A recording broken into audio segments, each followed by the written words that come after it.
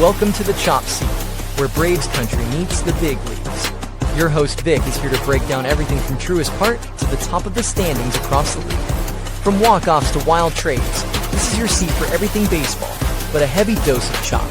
So grab your glove and settle in, because the Chop Seat is open.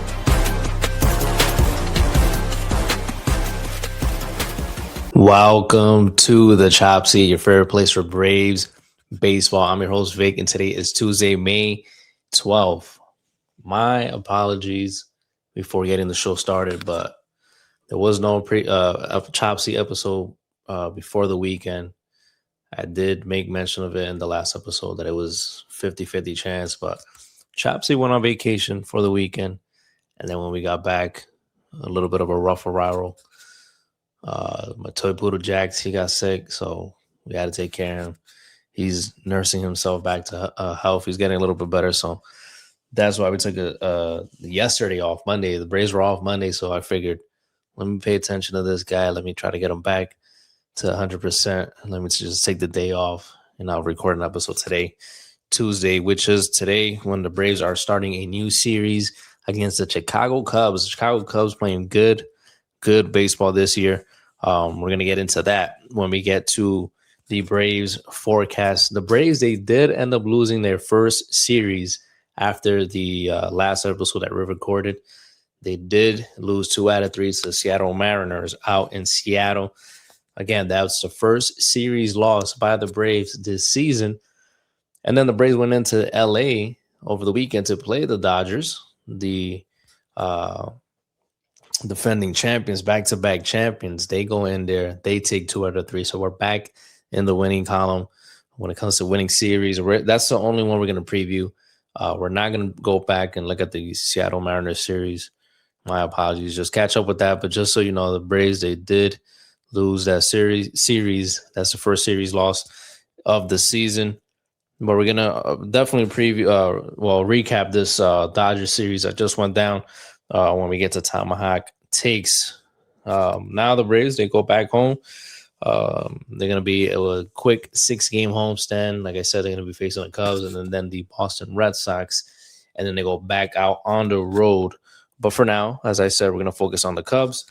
But yeah, and then we'll go to the MLB and we'll just get a really, really quick recap on what's going on around the league. It might be less than 2 minutes long. It's going to be a quick MLB segment today.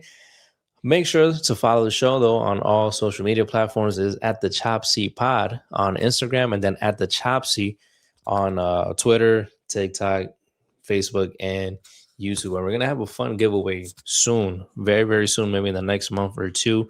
We'll be giving out some Atlanta Braves tickets courtesy of SeatGeek. So keep an eye on that. We're going to make it fun. We're going to make sure you guys all get in a fair chance to win these tickets to a Braves ball game courtesy of SeatGeek. So let's get going. Let's get it popping. Let's go into our first segment of today's show. It's time for Tomahawk Takes.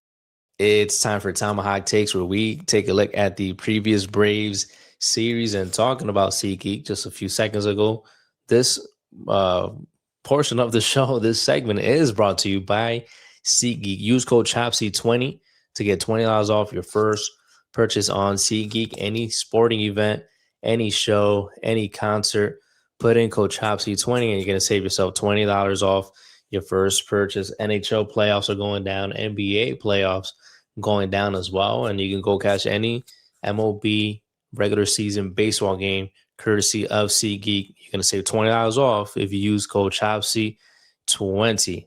So the first series that we're going to look at, it's the only series we're going to look at. Like I said, the Braves go into the Los Angeles Dodgers home turf in LA. They go facing the Dodgers after losing their first series of the season, which was against the Seattle Mariners, trying to make sure they get out of town, go back home with a good record during this West Coast road trip. To this point, remember, they had swept 3 games against the Rockies, so that makes it 3-0 on this West Coast road trip.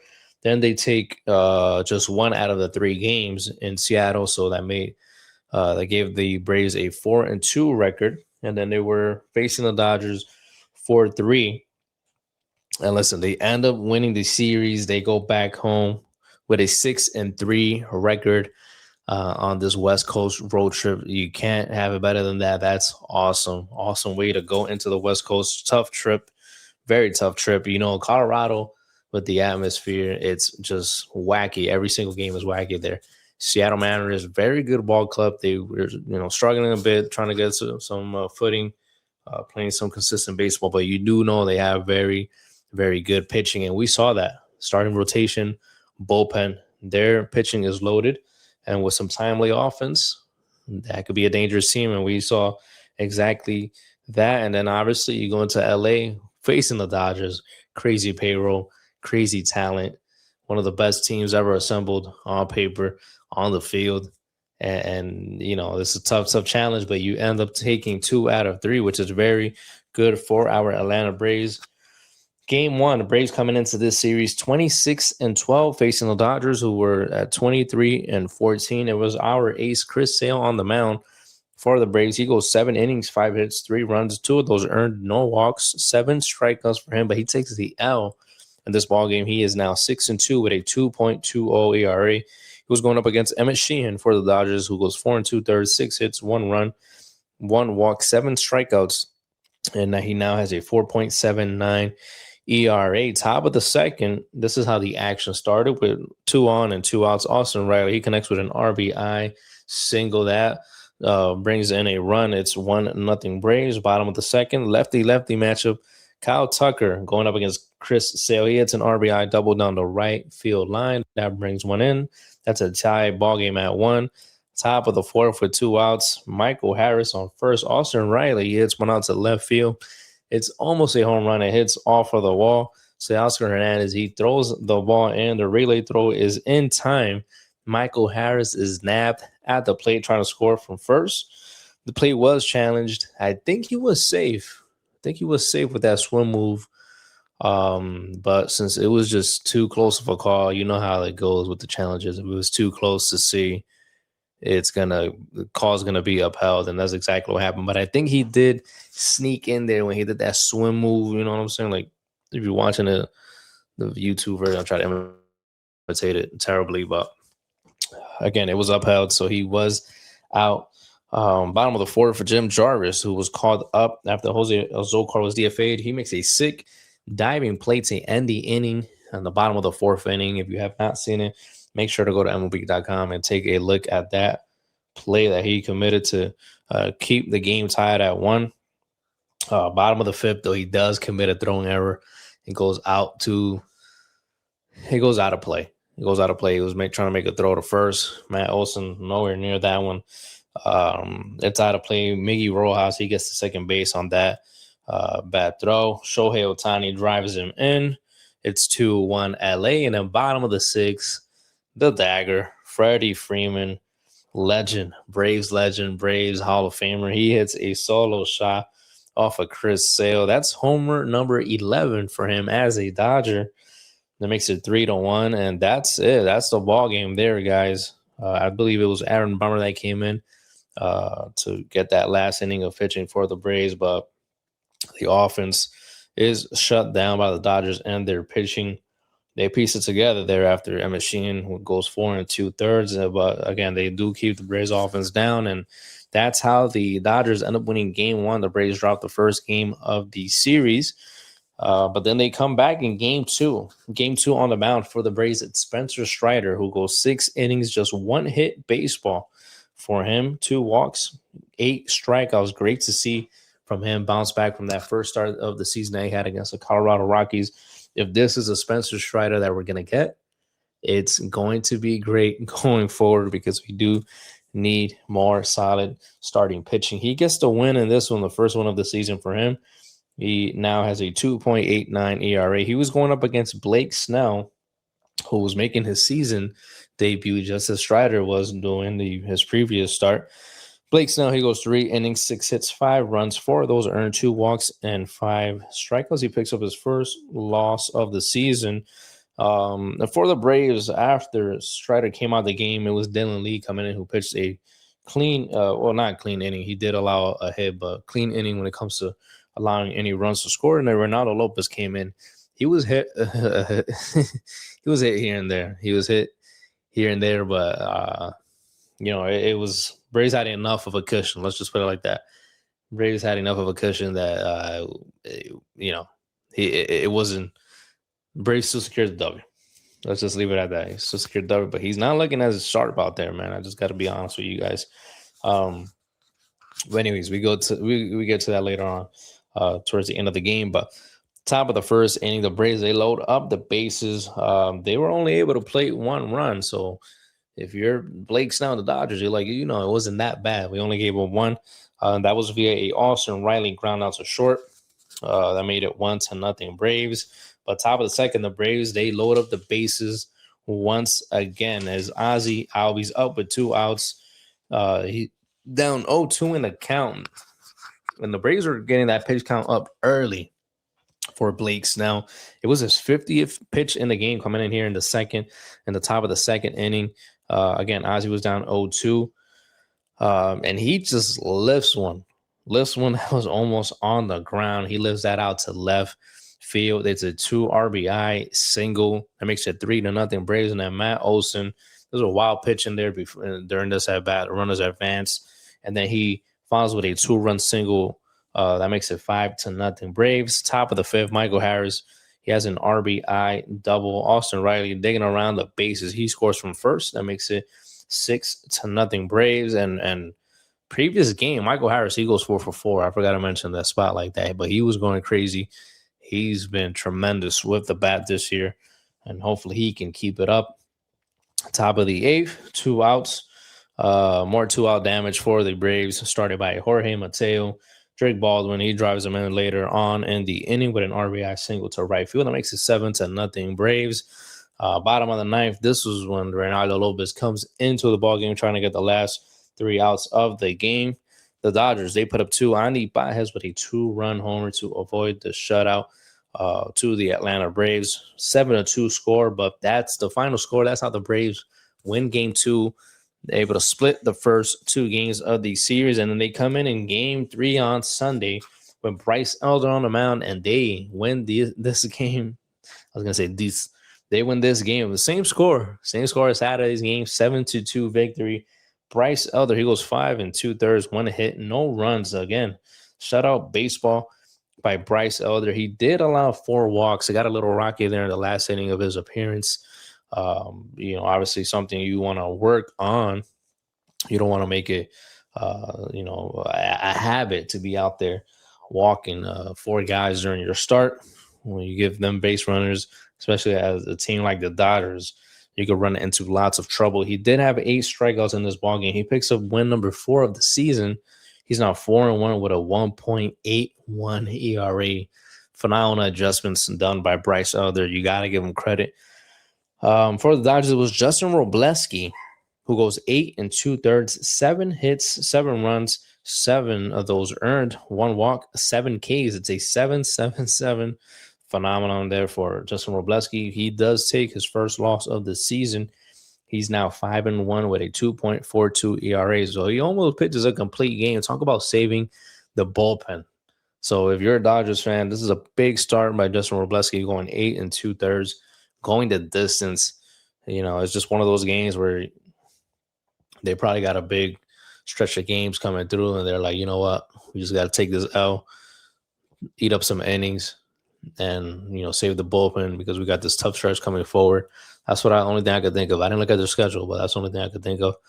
But if it is that, which it probably is that scenario, well done by him when it comes to the innings eating department. But Robert Suarez, he did come in after Bryce Elder. He came in early in the ballgame, as we're used to earlier than we're used to seeing him.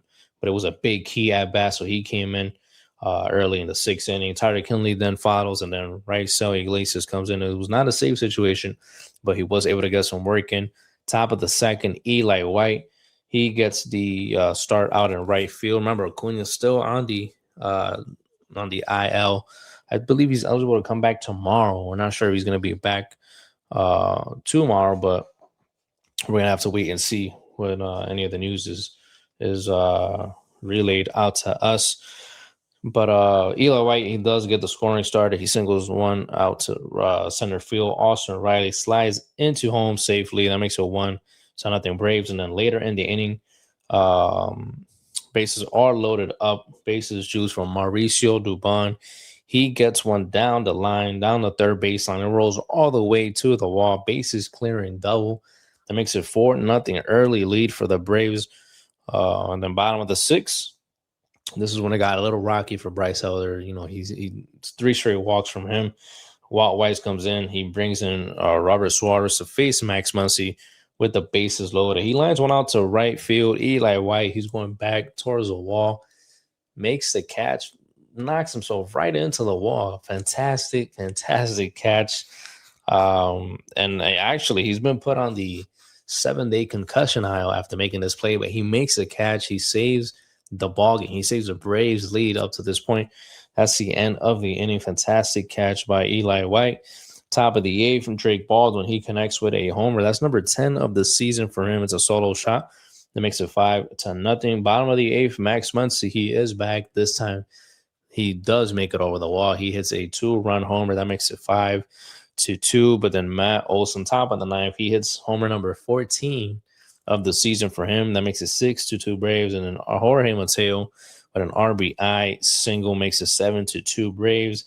GG's. See you next time. The Braves end up stealing this series on the road in LA against the Dodgers. They hadn't won for a while out there. I forgot what year they said, but we hadn't won a series out there in a minute, I think they were saying. And also, if we would have got the shutout, it would have been great. I think I did hear this on the broadcast. I think the Braves hadn't shut out. The last time the Braves shut out the Dodgers on the road was when Bobby Cox was actually manager in 2010.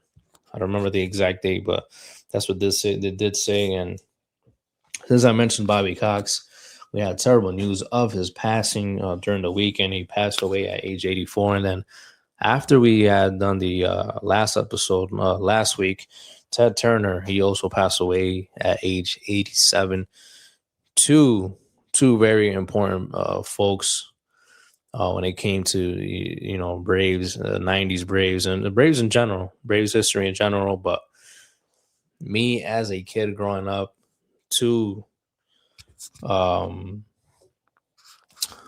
think of the word right now, but just two very important people when you became a Braves fan in the 90s. Obviously, the Braves are accessible to me because of TBS, because of Ted Turner. Like I said in my opening episode, first episode of this show, gave a little introduction to myself. I grew up in New York City. I had the option of watching the Braves, option of watching the Yankees, option of watching the Mets. I went with the Braves, bro, on TBS. It was just exciting baseball. The broadcast was just top notch when the Braves were on TBS. So Ted Turner had a lot to do with that, and of course, Bobby Cox being the manager for the Braves during that era. He always had some fire. He always, it just great, man. It was just great growing up a Braves fan in the 90s. We were spoiled, man. We were spoiled. But yeah, two key pieces that the Braves lost, and also, Ted Turner with WCW. I was also a WCW guy at one point. I actually had jumped ship at one point when I was a kid. I was like, you know what? I'm going to watch WCW better. A little bit of wrestling talk here, but WCW was it at one point. And he went toe-to-toe with Vince McMahon. And he actually got Vince to end up buying him out. So he made some bread out of that too. So the guy was smart. I think he also had Cartoon Network, a few other networks and stuff. So, this guy was a genius. He knew what he was doing out there. And then Bobby Cox, the most manager with the most ejections as well. I'm telling you, this guy has some fire, bro. He has some fire. He was a players manager. He had their backs. You can hear all the players that he managed say great things about him. And I'm pretty sure tonight's game, the Braves will pay homage to both of those gentlemen before first pitch. And that game is actually underway already because it's 7:30 p.m. as of right now. Let me just get a swig here.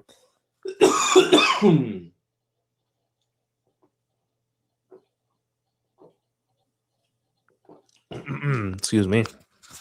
But yeah, so pretty sure they're gonna pay homage to them, and our condolences to their family and their friends. Very, very integral parts of Braves history. Going back to Braves news though, Hassan Kim, he returns from his rehab assignment. Eli White, like I said, he's been placed on the 7-day concussion IL. Sean Murphy, he did suffer a fractured left middle finger on Sunday's game on that catcher's interference play. I forgot to mention that, but he did suffer a fractured left middle finger. He's now on the 10-day IL. Due to that, the Braves have signed free agent Sandy Leon, free agent catcher. And now Jose Azocar back to the MLB roster. Jim Jarvis has been sent back down to AAA Gwinnett. So that's some Braves news that we have right now. Unfortunately, we just got Sean Murphy back. But we got Jonah Heim, who was filling in. So loud outside. Excuse me, I just got distracted. Jonah Heim, he was DFA'd and then he was traded to the Athletics. So that is not an option anymore. So the Braves got to go ahead and get Sandy Leon as a backup move, I guess. So, something you to have in your bingo card. Maybe you did, maybe you didn't. Sean Murphy getting injured immediately after getting back from the IL. One of just one of those wacky injuries. It's not something that happens all the time with catchers interference play. But it is what it is. And hopefully he can recover soon. I think I saw something that it says that he may be out for about 8 weeks. So the Braves may need to work on a better catcher, backup catcher option for the time being, because I don't think Sandy Leon was going to be cutting it for those entire 8 weeks. So that's just me, what I'm thinking. We'll see what the Braves decide doing there. Maybe even Chadwick Trump might be a better option, to be honest. But hey, I'm not the guy that calls the shots. So let me know in the comments what you guys think. Who should the Braves pursue when it comes to the backup catcher role for the time being? But I am excited that Hassan Kim is coming back. He's going to be now playing shortstop. Mauricio Dubon can go to the outfield now, especially now since Ronald Acuna Jr. is still on the IL. Once he gets back, then Mauricio Dubon can go into that super utility role where he's going to be able to spill some days off for guys. Probably start at left, depending on, Yastrzemski's been struggling. So he may be able to go to left and get some starts out there and, keep his bat in the lineup, because his bat has obviously been way better than Mike Yastrzemski. Good to see, obviously, Michael Harris is back in center field. Remember, they were nursing that injury, that leg injury he had. He was spending a couple games at DH, also at left field instead of center field. But it was good to see him back in center field in this series against the Dodgers. So he seems to be A-OK when it comes to that. But that's all I got, guys. That is all I got when it comes to the Tomahawk Takes portion of the show. The Braves, again, they take 2 out of 3 from the Los Angeles Dodgers after losing their first series of the season against the Seattle Mariners, and they end up wrapping up that West Coast road trip, that 9-game road trip, going back home with a 6-3 record. So you cannot have it any better than that unless you win, obviously, 7-2, 8-1, or 9-0. But you know what I mean. 6-3, we'll take that. But now let's head into our next segment. It's time for your Braves forecast. It's time for the Braves forecast, where we take a look at the upcoming Braves series. It's the Chicago Cubs coming into town with a 27-14 record, the second best team in the National League, facing our Atlanta Braves, who are 28-13. The Cubs, first place in the NL Central. They're coming in they got 2 10-game win streaks already this season. 2 10-game win streaks this season already. This is a very streaky team, as we can see. And the last 10 games, they're 8-2. Braves coming in with a 6-4 record in their last 10 games. When it comes to run differentials, Braves 87, a plus 87 in that category. Cubs coming in with a plus 47. So the Braves obviously a better differential there by 40 runs. Runs scored for the Cubs, 215. Runs allowed, 168. The Braves runs scored 228, and they've allowed 141. But as you can see, the Cubs, their offense is very, very good, and their pitching is also very, very good. So not too far off from the Braves. We'll see how this series goes down. Make sure to keep an eye on these guys. Pete Crow Armstrong. What's this guy's name? I'm gonna have to look it up because I completely forgot his name. I was just trying to trade for him earlier in my fantasy league because my fantasy team is terrible, guys. I'm 1-5 right now. I don't even know how I'm gonna come back this season. I made a trade earlier. Might have been a little crazy trade. It might be a desperation trade, but I did send away Lawrence Butler and Austin Riley for Munataka Murakami, just trying to get some more offense when it comes to my team. Some more pop. I'm trying to get some more pop, rack up some more points. And Munataka Murakami has been hot when it comes to homers. Hopefully he doesn't get injured as soon as I trade him. Ian Happ was the guy that I was thinking of. No, it wasn't Ian Happ. Nico Horner. Keep an eye on him. And Danny Palencia, their closer, one of the best closers in the game. So you gotta, if you're down in the ball game, you're gonna have to deal with him and see what you could do against him. But obviously, Dansby Swanson also coming back to the A. It'll be good to see him in this series. Game 1 is already underway. 7:15 p.m. start time. Colin Rea on the mound for the Cubs. He's 4-1 with a 4.03 ERA. It's Grant Holmes on the mound for the Braves. He's 2-1 with a 4.34 ERA. Let's see if he's able to have a better start than his last few starts. Just been struggling a bit. And maybe he's just better off coming back to the bullpen. But we do need another guy to emerge and come into the starting role. But we'll see. Until then, will be Grant Holmes making starts. Game 2 is slated for tomorrow at 7:15 p.m. It's going to be the lefty Shota Imanaga. He's 4-2 with a 2.28 ERA going up against the rookie J.R. Ritchie, who was 1-0 with a 3.63 ERA. And then game 3 is at 7:15 p.m. on Thursday night. Ben Brown for the Cubs. He's 1-1 with a 1.82 ERA. Going up our ace, Chris Sale, 6-2 with a 2.20 ERA. Like I said, this first game of the series, it's already underway. And this is actually, we already reached the quarter mark. First quarter mark of the season. We are, for the Braves, 40. This is going to be game 42 tonight. Obviously, 40.5 will be a quarter of 162. So after Sunday's game against the Dodgers, that last game, we definitely went over the quarter mark of the season. So now we got a decent sample size. 28-13 record for the Braves in the first 41 games. Game 42, like I said, tonight. And it's already underway. And this game is tied 0-0 going into the top of the third. It looks like no hit baseball on both sides of the diamond. So let's see if there are any walks. There was one walk delivered to Michael Bush. So that's the only base runner in the ball game so far. I don't think anyone's been hit by a pitch. No, it doesn't look like it.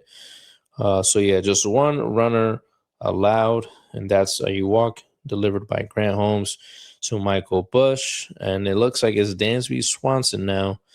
He's going to be leading off the top of the third inning for the Chicago Cubs. So yes, a tie, 0-0 ball game when we get 0-0 ball game in game 1 of the series right now, heading into the top of the third.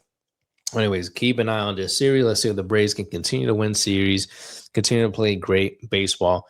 But this is a very tough team that they're going to be playing, and it's going to be probably going to be very, very close ball game. So get ready to see that. And I think today's game is on TBS, which is very cool because, the Braves and I believe the Cubs were on TBS also at some point.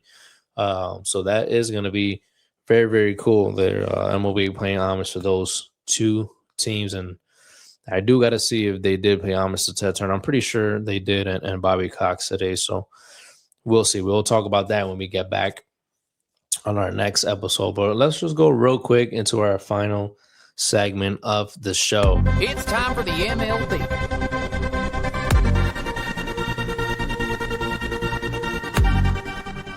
Welcome to the MLB, where we catch up with the action from around the league. And when it comes to the American League, the New York Yankees going through a 4-game L streak. They end up getting swept by the Milwaukee Brewers over the weekend.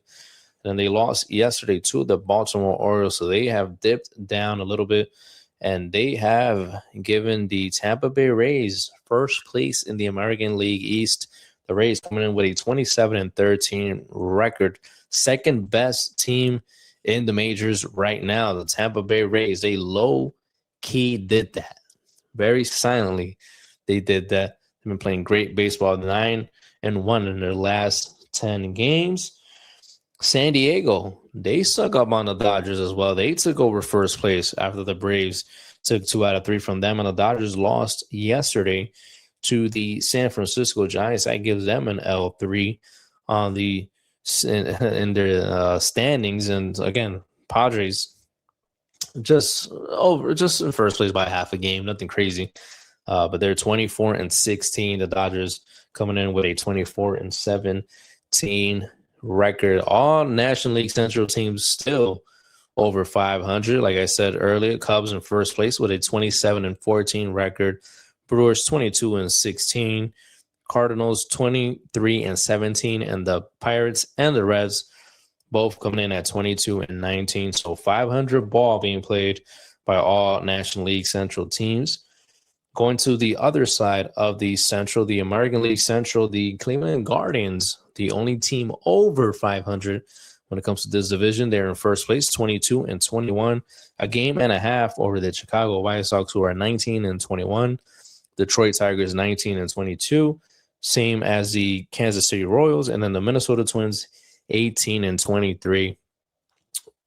Like I just said, all these teams besides the Guardians are under 500, but it's not like they're too far off, which isn't bad. Only the Twins 18-23, just 5 games under.